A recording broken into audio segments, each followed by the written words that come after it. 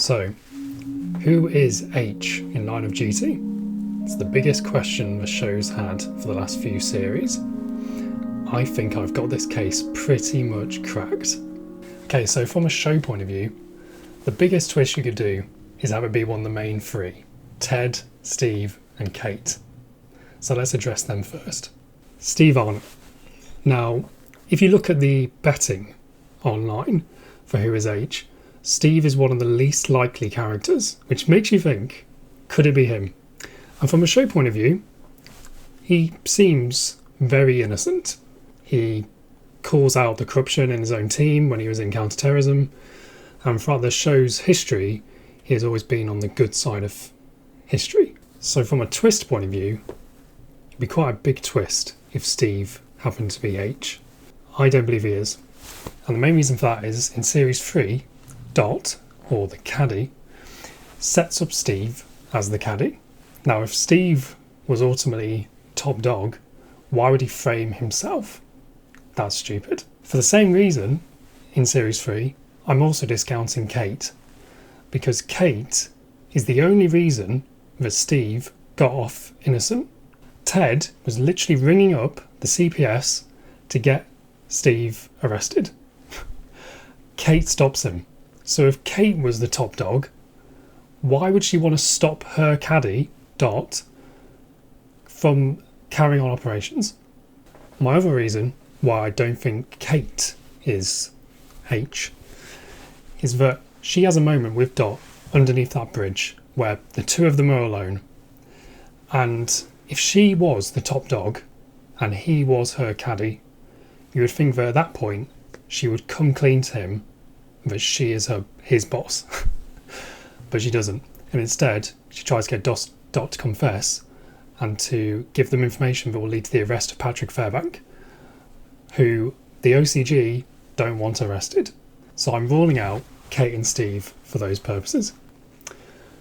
Now, Ted is obviously a bit more interesting.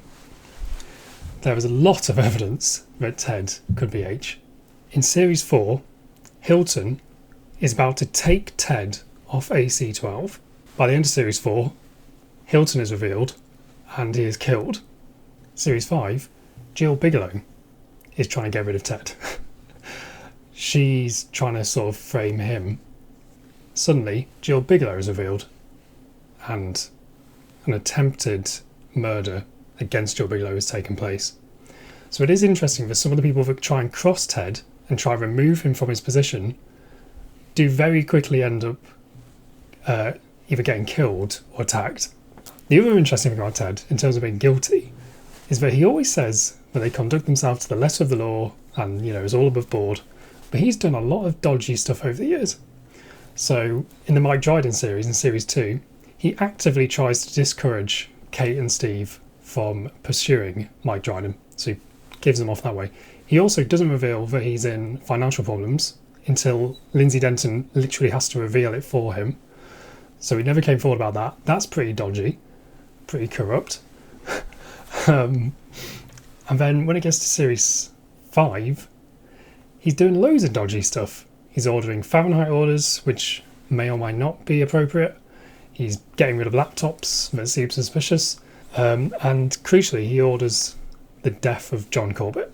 Now, part of the problem with Ted being H is that we've seen him interact with OCG members like Hilton and Jill Bigelow in private settings, and they don't know that he is H. Now, of course, the OCG members might not know the identity of H themselves. However, certain OCG members have hinted that they know who it is. So, Jo Davidson, she seems to imply that she knows who H is. So why would those junior members of the OCG know who H is, but Hilton and Jill Bigelow, two of the four caddies, they don't seem to know that Ted is H? That's a bit hard to believe. Now, my problem with Ted actually being H is that you would imagine that the top dog, you would think that they would be benefiting from their crimes. Ted is in such a horrible financial position. If he is the top dog, he hasn't benefited a lot from it. And that's the main thing that puts me off about it. The other problem with making Ted or Steve or Kate H is that retroactively that causes so many problems for the show. There's going to be so many inconsistencies there. Like when you go back and you're like, well, if he is H, why did he do that? So I don't think it's those three. So there's three characters this series that seem particularly suspicious. There is Thurwell, Osbourne, and Carmichael. So I'll address Carmichael first. I don't believe it's her. I think it's too obvious. They made her seem too evil. Because one of the crucial things about H is that the information has come from Dot, the caddy, and Dot left the series, several series ago. So whoever is H has had to have been in the Force and at a high position for a long time. So Carmichael, I think she's kind of too new and too obvious. My theory with Carmichael is I think Ted isn't making it out of this series. There's just too much that's gone wrong for him. And Patricia Carmichael, they've clearly set her up as the new Ted, which is why I think she's not H. It feels a bit like Skyfall when they bring in Voldemort to replace Judi Dench, and it's like a nice passing of the torch kind of thing. There's also not really that much evidence for why it could be her, apart from the fact that she was trying to, she had a bit of a vendetta against Ted, and she was trying to get Ted arrested as H. But I believe she was doing that for career opportunities rather than, she's been bribed or she's part of the OCG. So I'm going to take a stab and say I don't think it's Carmichael. So we move on to Thurwell. I don't know. There's a lot of evidence why it could be Thurwell. He was part of the cover-up of the Lawrence Christopher case. He was part of that team of Osbourne, Thurwell and Buckles, and we know Buckles is part of the OCG. He's in Spain, and we were told that the IP address of the person who was contacting Joe via the laptop was Spain, so that adds up. And he has a connection to Patrick Fairbank, so there's a lot of evidence why it's Thurwell. It's also seemingly implied that Thurwell is Joe Davidson's adoptive father, and that he might have also been controlling her in the same way that Tommy Hunter was. So I do think Thurwell is part of the OCG. I do think he's corrupt, and I think they're setting Jimmy Nesbitt as Thurwell up as the next lead star of the show. Look, we're going to put him in the after credits of this series, Series 6. There's going to be a nice after credits scene where we see him in Spain and he's still on the run, but I don't think he's H. I think it would be unsatisfying if he was H, because we've only literally seen him in this series and we haven't even really seen him properly yet. We've only seen him as a picture on a screen. So then we move on to Osbourne. Now Osbourne is the most likely out of these three that I can see. In all the promotional trailers, we keep saying every investigation has led up to this. Now Osbourne is one of the first characters we see in Line of Duty. He's in that very first scene, and we see him as being a corrupt person in the very first scene of the show. So there'd be a very nice cyclical nature if it turned out that Osbourne is H. He also had a vendetta against Steve right from the beginning, so it would make sense why he was setting up Steve as the caddy instead of Dot. Also, he seems really evil. There's a lot of interesting shots in the first series where he is there with Hilton and Dot, two of the four caddies, and he's there with them. They seem to be friendly with him. He seems to be collaborating with them in Series 1. It would make a lot of sense. And clearly he's been brought back into the series for a reason. He's implied to be giving orders to try and get AC-12 shut down. There's a lot of compelling evidence why Osbourne is H. He's too obvious. And here's the problem with Line of Duty, is that up till now, everyone who seemed a bit dodgy has turned out to be dodgy. Hilton seemed really dodgy, turned out to be part of the OCG. Jill Bigelow seemed really dodgy, turned out to be part of the OCG. They have always played it quite safe. They have always gone for someone who's quite obvious. It does make me think maybe the most obvious choice of Osbourne will be what ends up being H. Is it a bit boring? I think yes. So, if I don't think it's any of the three main cast, I don't think it's Carmichael, I don't think it's Thurwell, and I don't think it's Osbourne. Who do I think H is? Well, I think it's someone who's been pulling the strings in secret for the last couple of series. Now, one of the most basic twists you could do in a show is imply that a villain is male, and then twist it so that, oh my god, you thought the villain was going to be a male, it's a woman. Whenever Ted addresses H, he always calls him the top man. He addresses him by he always uses male pronouns. So from a TV point of view, twisting that and revealing that it's a woman is a very obvious twist to do. It's a very common twist, which is why I think it's DCC Andrea Wise. Now, when you start going back, a lot of the decisions in the last couple of series that have led to AC-12 being in difficulties have come from Andrea Wise in some way or another. John Corbett, who gets sent on a mission against Ted by Jill Bigelow, the decision ultimately for who was going to be chosen as the undercover agent and who ultimately chose John Corbett, under the advice of Jill Bigelow, is DCC Andrea Wise.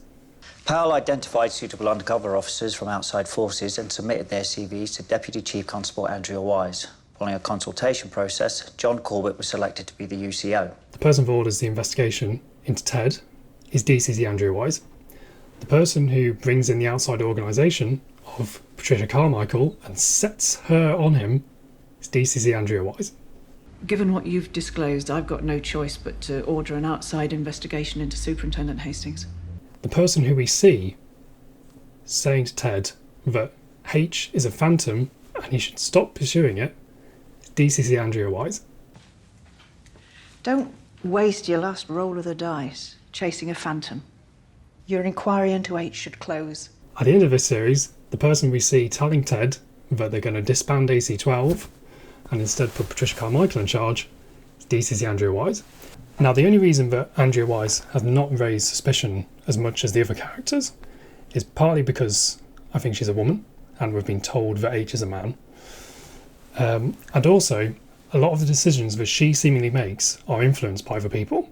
So in Series 5, a lot of her decisions seem to come from Sindwani, who is the elected PCC. So instead of thinking that she's coming up with all this stuff, where she's trying to take them off the Corbett case, for example, the Pear Tree case, we instead think it's Sindwani's involvement that's doing that. However, Sindwani is being advised by Jill Bigelow, who's part of the OCG. If Andrea Wise was H, she could be relaying the orders that she wants to make through Jill Bigelow, who then tells us Sindwani, and then it looks like Sindwani is ordering it rather than Andrea Wise herself. Who gained out of DCC Hilton dying? Andrea Wise, because she takes his position after he dies. Who appointed Andrea Wise? When you look into it, the person who has authority to choose who is the chief constables in the police service is the Police and Crime Commissioner, so Sindwani. Sindwani, his legal representative, is Jill Bigelow. Now Sindwani, he says to Ted in Series 6 that he came into power to try and stop corruption. Yet, all that seemed to happen since he got into power was AC-12 gets, taken off cases and disciplined and ultimately threatened with being shut down. So, who is the influence behind that? Because clearly Sindwani believes in AC-12 and he actually fights for them to stay. Could be Andrea Wise. Now, at the end of Series 5, Operation Pear Tree is announced by Sindwani and Andrea Wise as finding no institutional corruption within the police force. They then cut to Sindwani's face and he looks annoyed at this assumption. And he later says in Series 6 that he was elected to try and stop corruption. So he's clearly annoyed that this operation has found that there's no institutional corruption. Now, who was the person who was on that operation with him? Andrea Wise. So when it comes to Series 6, Andrea Wise now seems to be saying that the orders are coming from above her, the Chief Constable, Philip Osbourne. This does become difficult. It's evidence that Philip Osbourne could be H, because the orders seem to be coming from him. However, Philip Osbourne was part of Thurwell's team, and Thurwell's team benefited from silencing Gail Vella. So what if Osbourne isn't actually part of the OCG, but instead the OCG have protected him because they want to keep him in power, because he's a puppet for them, and he's a puppet specifically for Andrea Wise. She wants to keep Osbourne in place as the top person in the police force, because then she can pretend that every decision is coming from him rather than from her, and it deflects attention from her, keeping him there. I think for the last few series she has deliberately tried to make it look like the decisions being made are not from her but from other people, and has deflected those decisions to other people that are actually under her control. She's also repeatedly tried to stop Ted from investigating H and tried to shut down the operation, and has now almost succeeded in shutting down AC-12 itself and replacing it with Patricia Carmichael's team. I think it's Andrea Wise. And I think it's a good twist because a lot of people are not expecting her. A lot of people seem to be expecting the more evil-looking characters. Osbourne, Patricia Carmichael, Thurwell, they all seem kind of evil. Whereas Andrea Wise has always come across fairly nice, kind of pragmatic, like fairly calm. And that's exactly why it'd be more interesting if it turns out that she is the evil H. But yeah, that's my best guess. That's my best guess. Cheers.